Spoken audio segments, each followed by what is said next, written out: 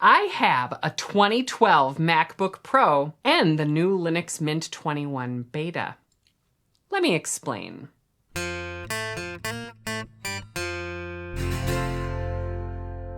Greetings and welcome to another thrilling episode of Veronica Explains.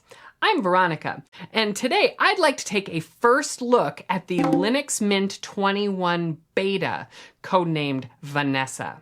Now, Linux Mint is a distro that a lot of people have very strong feelings about one way or another. I, for one, think Linux Mint is an excellent distro. It has a community that is really passionate about it. It is well maintained and has a history of being very well maintained and quite stable. And I think it's a fantastic option for both folks who've been in Linux a while, as well as newcomers to Linux who are just getting started for the first time and want something that's gonna feel familiar. Now, I've used Linux Mint a couple of times in my life for just like a few months at a time, and when I used it, I really liked it. I thought it was very well done. The desktop metaphor that Linux Mint uses isn't exactly my favorite thing, but it might be something that you're interested in, so that's why I wanted to just take a moment here and try out the new beta. So earlier today, as soon as I saw that the beta was available, I quick flashed it to a flash drive and I dug up this fantastic 2012 MacBook Pro that a customer gave me to wipe a little bit ago. And I've successfully wiped any customer data out of it and I'm getting ready to recycle it. But I figured before it heads off to its next owner, it'd be a pretty fun idea to install Linux Mint 21 on it and just kick the tires, see how it looks. I've done no research into whether or not Linux Mint works on this machine, and I've also done no research into Linux Mint 21 in general. I haven't tried it before, I haven't seen it, I just saw that it's out, so I figured we should dive in and take a look. This particular MacBook Pro has certainly seen its better days, but if you have a MacBook Pro from even this old, 10 years old, you might still be able to install Linux on it. And in fact, that's a common occurrence that I hear about on my channel. People are constantly reaching out to me saying they've used Linux to refresh a 10-year-old Mac or, something like that. And I think that's wonderful. And that's really one of the fantastic things about Linux Mint. Compared with some distros like Debian or Fedora, Linux Mint includes the batteries that you'll often need to get these older laptops running in the form of proprietary drivers that are sometimes missing from some of these distros. That's one of the things that I think makes Linux Mint an excellent option for beginners and why a lot of people recommend it as a first distro. So let's dive into installing it. Let's see what we can do. Now, before we do that, I just want to take a moment for a little housekeeping note. I have a new t-shirt for sale on the website vkc.sh/merch. That is the official Veronica Explains merch store where you can get awesome t-shirts like this one. Go check it out because it helps support the channel. Okay, let's go ahead and give this a try. So I believe I'm supposed to hold down Option as I boot it up. Speaker's not great on this. This MacBook has definitely seen better days.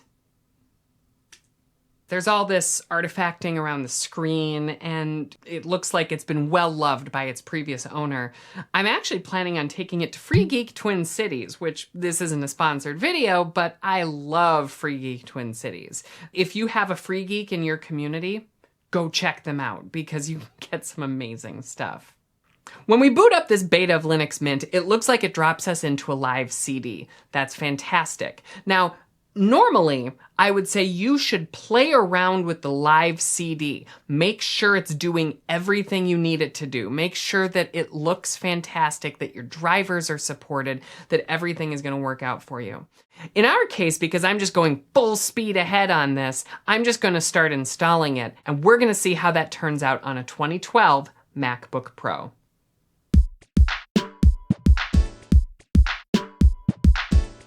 Okay, my first impressions here of the desktop is it's beautiful and it's clean and it's simple. If I were coming to Linux for the first time, this would feel really friendly. So yeah, this is super clean looking. I really like the way this looks. Now, one thing to check, do I have Wi-Fi? I'm guessing it doesn't know where my Wi-Fi adapter is. It should be yelling at me about that.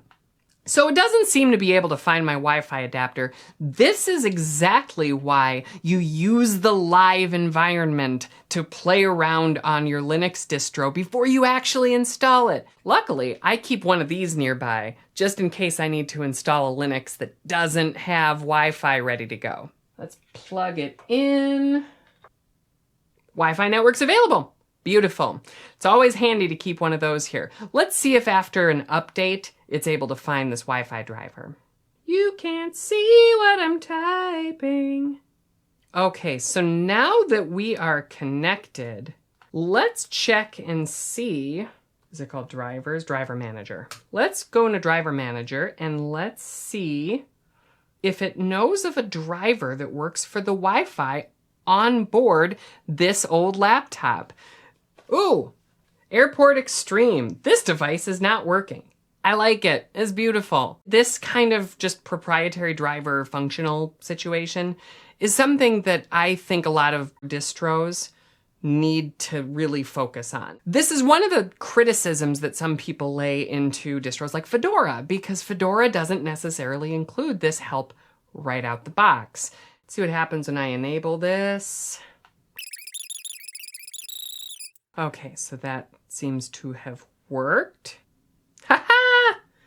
With the Mac onboard drivers. In fact, I don't know if I even needed to use this thing, but I'm glad I had it. Always keep one of these around if you can.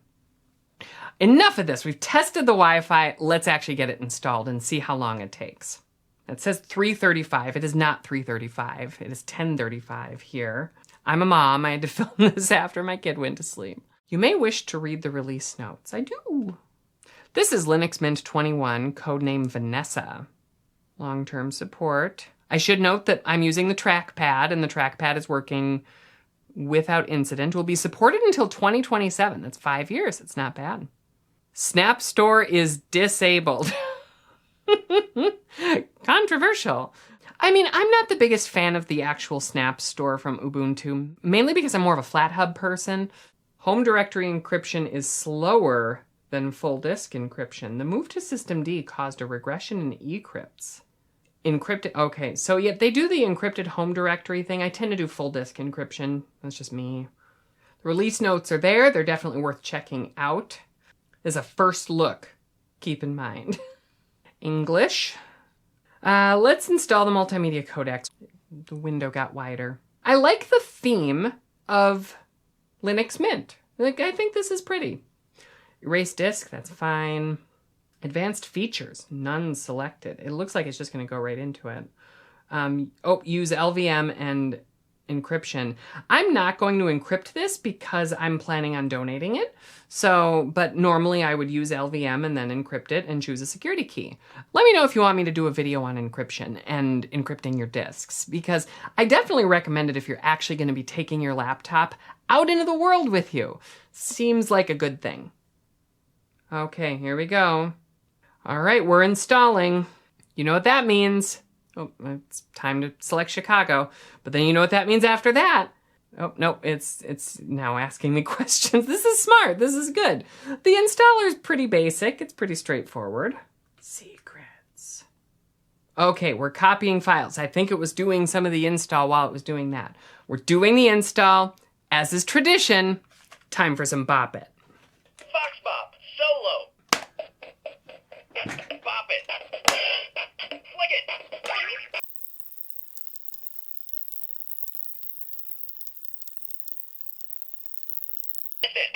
Ooh.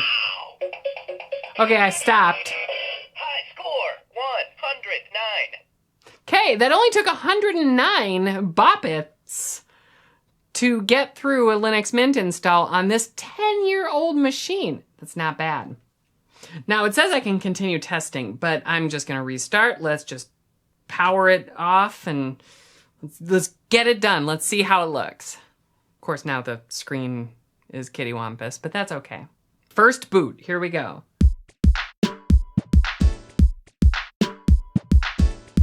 So one of the things right away that I like about this is that it does have what looks like fractional scaling. I can scale the monitor to 100, 125, 150, 175, 200. That's pretty neat. Not every distro supports that. Not every desktop environment supports that. We gain some advantages here with Linux Mint in that the people developing the distro are the same people developing the desktop environment. In that way, this shares some similarities with the fantastic work at Elementary or the fantastic work with Pop! OS and their Pop! Shell. I mean, this is something that I actually kind of like in a Linux distro, is that attention to the desktop environment from the distro perspective. What the Linux Mint team is doing with Cinnamon is really spectacular. Anyway, you walk in and first thing you see is this wonderful welcome screen, which I really like. Welcome to your new operating system. It's so friendly. First steps. This is cool. You get to pick a desktop color. I love the styles here. We've got dark mode and light mode. Very cool. Ooh, my cat wants to be let in. Want to say hi to YouTube? It's up there. I don't think she's gonna say hi to YouTube. It's very nice. I'm gonna try to keep things default, but let's play around a little bit. I like that. That's neat. These are such great options. And you can really make this your own, which is wonderful. This is amazing. Okay, and then you can have a small traditional panel layout or a modern panel layout. Let's see, what does small look like? Oh, it's very older Windowsy. I mean, I like it. I'm gonna keep it on the modern though. I think I like this one a little bit better. Okay, and then after that, we got system snapshots. That's fantastic. You should always back up your system. And the fact that they're doing a system snapshot right in the first look area, that's fantastic. Now, how does this look? It looks like it's just starting time shift. That's right. Linux Mint actually runs the time shift project now. If you're looking for a good backup routine system, it's hard to go wrong with time shift. I'm thinking about doing a video on time shift, so if you want to see that, leave a comment. This is really cool though. Something for a future video, I think. But I love that they're adding this right away. This is just gorgeous. Okay, driver manager. So now I noticed it doesn't look like it added my network connection back. So let's try out the driver manager, see if we can get that working again. This time without my little Wi-Fi adapter. Please connect to the internet. Okay, or insert the Linux Mint installation DVD or USB stick. You mean like this thing? Let's see if it can do it. Ooh, that's interesting. Okay. Look at that. That is fantastic. That is amazing. It pulled it right up. I'm not even having to connect to the internet. That's wonderful. Let's just select it and apply it. I mean, this is always a risk with any laptop, is you're going to have like some driver that doesn't work. And I love that Linux Mint actually includes the utilities you're going to need to get that working. Should I try this NVIDIA driver? I mean, it recommends it. Let's give it a try. Or there's a chance this blows everything up. I mean, this is a 10-year-old computer. Ooh, it's running very hot. We're getting some ancient NVIDIA going on here.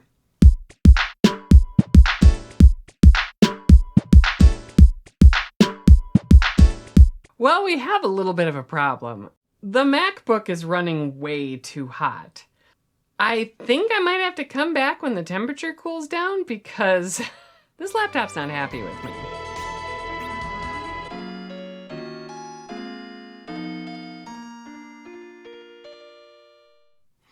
All right, it's the next morning. Got me some coffee. Let's see if we can fire this thing up. Display drivers kind of got the best of me there, but I think I've got capture working now. You should be able to see this on your screen. So let's keep going with these first steps. Oh, this was fun. We're going to keep the dual graphics business disabled for now. I'm just going to use the standard open source graphics driver for this, and we're going to continue on. I suppose we want to update. It's probably a good thing. Local mirror. Okay, it's asking about the local mirror. That's nice. It's nice that it gives you a little speed test. This is kind of cool. I don't think a lot of distros do this. At least if they do, they're not putting that information just out there the way Linux Mint is here. That's a nice touch. I should probably update. Let's do it. Ooh. Okay, so it looks like we're on 5.15. Okay, while it's doing this, I want to see if I can move. Am I allowed to move? I can move the panel. Okay, that's kind of neat. Ooh. Okay, you can auto hide. How about this applets? What does that do? Let's see. Ooh. Those are kind of nifty. Gives me the option to download. What are some of the options here? Okay, it is telling me to reboot. Okay, we are booting back up. But let's take a look at these system settings. This is nice. This is almost Mac-ish in my mind. This is much nicer than the multiple control panels in Microsoft Windows, in my opinion. You know, people talk about Windows having this very cohesive UI, but then you think about the fact that you still have at least 2 control panels. Linux has its problems, but I'll take editing text files over hunting and pecking through multiple control panels any day. Okay, this is very nice. It looks like there's a ton of stuff you can update, but we're going to keep it stock for now and just move on to the next thing, which is the software manager. This wouldn't be a first look at a distro without at least checking out the software center. Ooh, this is pretty. Now I like this full image at the top. This is pretty. This is a simple way to do it. It's App Store-esque without being, you know, specifically the App Store. But let's try to install something. Okay, it says Flatpak right here. There's a ton of Flatpak stuff. Okay, so some stuff is definitely being installed via Flatpak. Okay, so it's not abundantly clear what's being installed through Flatpak and what's being installed through the package manager. I do wish the software manager here made that distinction the way that other distros seem to, where I can go to Steam as an example piece of software and have the option to install it via Flatpak or regular packaging.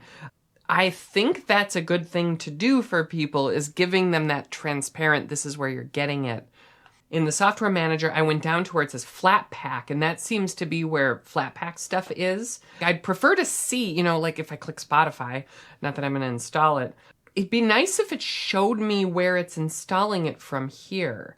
If it's here, it's not readily apparent. This is, of course, a first look. I haven't done any investigation into this. OBS.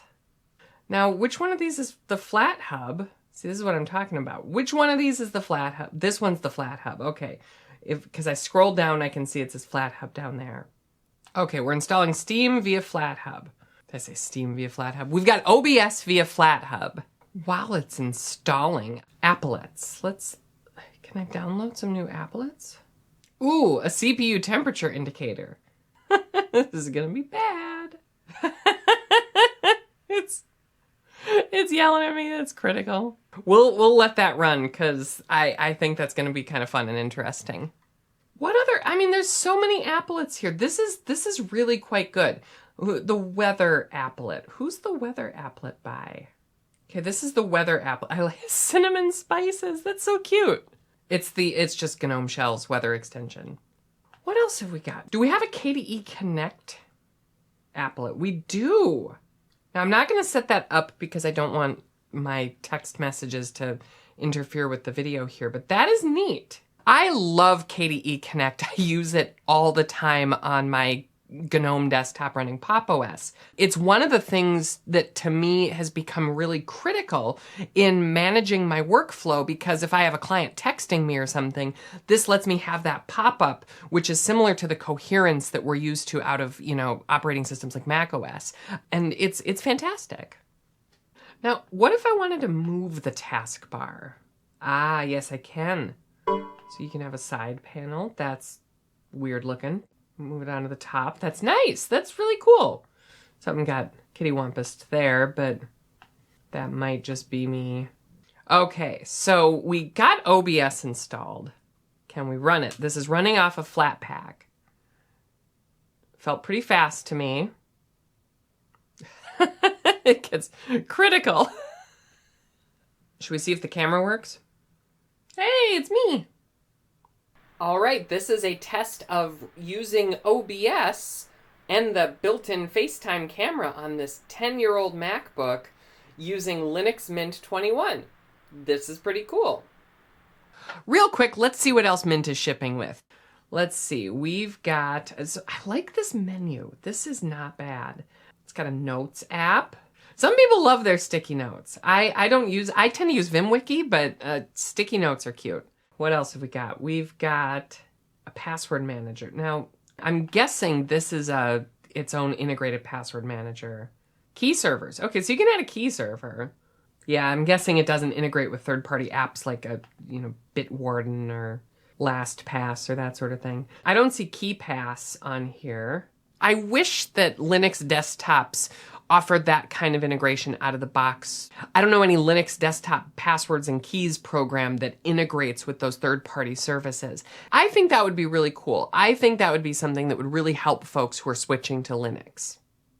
Now, it's got Warpinator. I haven't tried Warpinator, and this is not a real network, so I'm not going to try Warpinator, but I've been interested in comparing Warpinator to KDE Connect and just see kind of how they work. I use KDE Connect for that file sharing across the network between my phone and my computer, and doing that with Warpinator, I mean, that might be a better bet. Let me know if you want to see a video on Warpinator, because I haven't personally spent much time in it, and it looks like it's cool, but I would need to set up a network just for that. And I'm not going to do that today. Ooh, it's got a drawing app. That's pretty neat. It's got color management. That's really cool. Ooh, effects. Oh, that's nice. There's all kinds of features here.